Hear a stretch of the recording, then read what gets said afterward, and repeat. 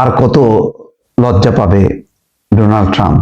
দেখেন, অস্ট্রিয়ার মতন একটা ছোট্ট দেশ, তারাও কি বলছে, ইরানে হামলা চালাতে যুক্তরাষ্ট্রকে আকাশ সীমা ব্যবহার করতে দেবে না অস্ট্রিয়া।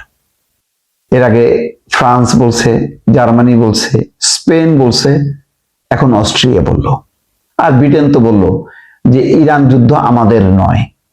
বার্তা পরিষ্কার। অস্ট্রিয়ার মতন দেশও আজকে বলে ফেললো ইরানে হামলা চালাতে যুক্তরাষ্ট্রকে নিজের আকাশ সীমা ব্যবহার করতে দেবে না অস্ট্রিয়া। এরই মধ্যে আকাশ সীমা ব্যবহার করতে চেয়ে যুক্তরাষ্ট্রের করা অনুরোধ অস্ট্রিয়া প্রত্যাখ্যান করেছে। অস্ট্রিয়ার প্রতিরক্ষা মন্ত্রণালয় জানিয়েছে, নিজেদের নিরপেক্ষতার আইনের কথা জানিয়ে অস্ট্রিয়া মার্কিন যুক্তরাষ্ট্রকে তাদের আকাশ সীমা ব্যবহারের অনুমতি দিতে অস্বীকৃতি জানিয়েছে।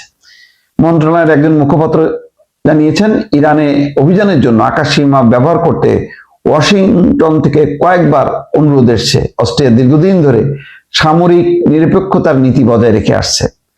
ইউরোপের দেশগুলোর মধ্যে স্পেন ইরান যুদ্ধের বিরুদ্ধে উচ্চকণ্ঠ। দেশটির মার্কিন সামরিক বিমানের জন্য আকাশ সীমা বন্ধ রেখেছে। ইতালির সরকারও গত সপ্তাহে সিসিলিতে সামরিক ঘাঁটি ব্যবহারের জন্য মার্কিন একটি বোমারু বিমানকে অনুমতি দেয়নি। আর কি থাকলো? তাহলে মানে এই ইউরোপের প্রতিটা দেশই ছিল এক সময় আমেরিকার মিত্র দেশ হিসেবে পরিচিত। তার মধ্যে অনেকগুলো দেশ ন্যাটোর সদস্য। এখন একে একে সবাই কিন্তু সরে যাচ্ছে।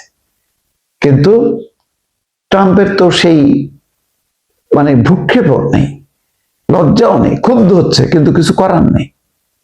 কি পরিণতি অপেক্ষা করছে এটা বোঝা দরকার। আজকে ট্রাম্প ইরান যুদ্ধ অবতীর্ণ হয়ে পুরো বিশ্বকে সংকটে ফেলে দিছে। সেই কারণে ইউরোপের প্রতিটা দেশ, কারণ ইউরোপের প্রতিটা দেশে একটা গণতন্ত্র আছে, তাদের নাগরিকদের কাছে একটা জবাবদিহিতার জায়গা আছে। আজকে সেই কারণে তারা ট্রাম্পের উপর ক্ষুব্ধ যে আমেরিকার এই ইরান যুদ্ধনীতির কারণে তাদের দেশের জনগণ কষ্ট পাচ্ছে, জ্বালানি সংকটের মধ্যে পড়ছে। সে কারণে যার যার অবস্থান থেকে তারা প্রতিবাদ করছে। কেয়ার স্টারমার তো পরিষ্কারভাবে বলছে, ইরান যুদ্ধ আমাদের নয়, আমরা বরং প্রোটেকশন দেব, কিন্তু আমরা আক্রমণ করব না। মধ্যপ্রাচ্যের 3টা দেশ সফর করে কিন্তু সেই বার্তা দিছে। যেহেতু ব্রিটেন একটা শক্তিশালী দেশ, মধ্যপ্রাচ্যে তার ঘাঁটি আছে, সুতরাং তাদেরও তেলের স্বার্থ আছে। কিন্তু ট্রাম্পের মতন উন্মাদ না যে যুদ্ধ করে বসবে, যেটা ট্রাম্প মানে সেই যুদ্ধে অবতীর্ণ হলো। এবং এখন অবস্থা হলো এই যে ট্রাম্প কিন্তু এই যুদ্ধের ফাঁদ থেকে সহসায় বেরোতে পারতেছে না, কারণ বেরোতে গেলে তার একটা পরাজয় হবে।